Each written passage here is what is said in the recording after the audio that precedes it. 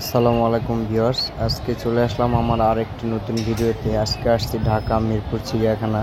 চলেন দেখা যাক ভিতরে কি কি আছে অল্প টাইমের ভিতরে।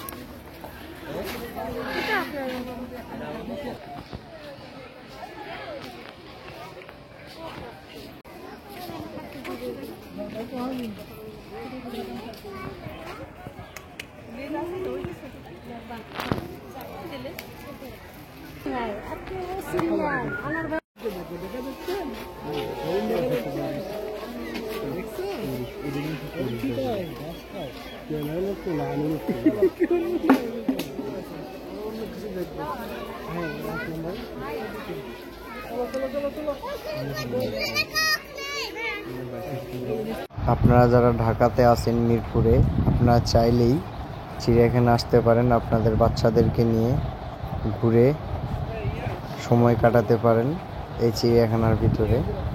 তবে ভিতরের পরিবেশটা আসলে ভালো, তবে আমরা অল্প টাইম নিয়ে এসেছি তাই বের হয়ে যাব।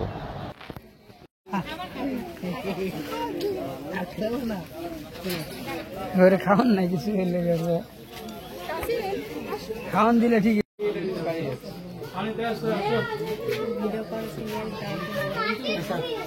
এই যে এটা পরিষ্কার বোঝা যায়, এটা আছে।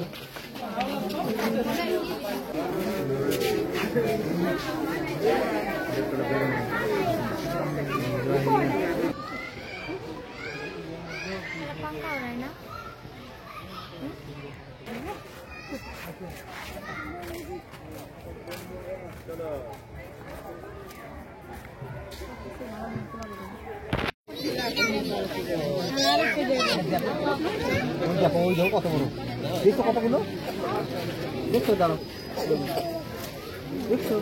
হ্যাঁ এটা করে কি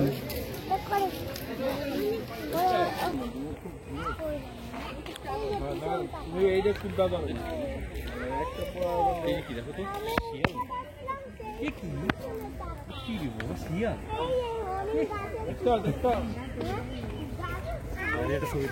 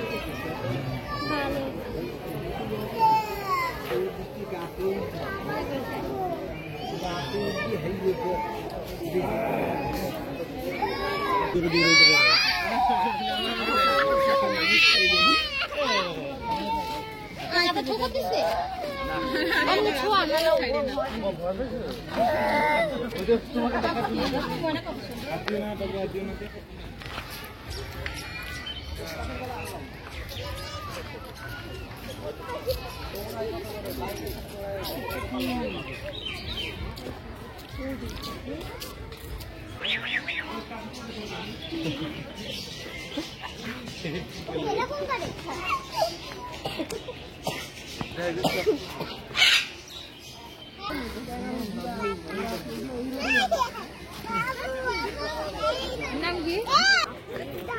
উট পাখি, উট।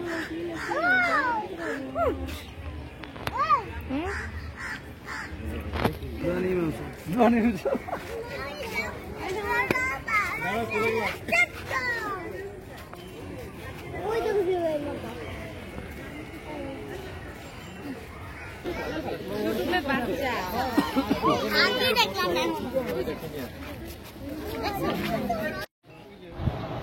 তবে চিড়িয়াখানার ভিতরে ঘোরার পরে চলে আসলাম জিরাফের কাছে।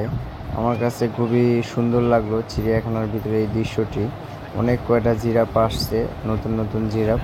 তবে খুব ভালো লাগলো, মনে হইলো যে আমরা বর্তমান আফ্রিকাতে দেখা যায় যেভাবে চিড়িয়াখানা ছাড়া, মানে আমরা টিভিতে দেখি জিরাফ হাঁটতেছে, আমার কাছে মনে হলো কাছ থেকে দেখলাম, মনে অনেক ভালো লাগলো। আরও অনেক দর্শনার্থী আসছে চিড়িয়াখানাতে। তো এটা বাংলাদেশের জাতীয় চিড়িয়াখানা, হাজার হাজার দর্শক হয় এখানে।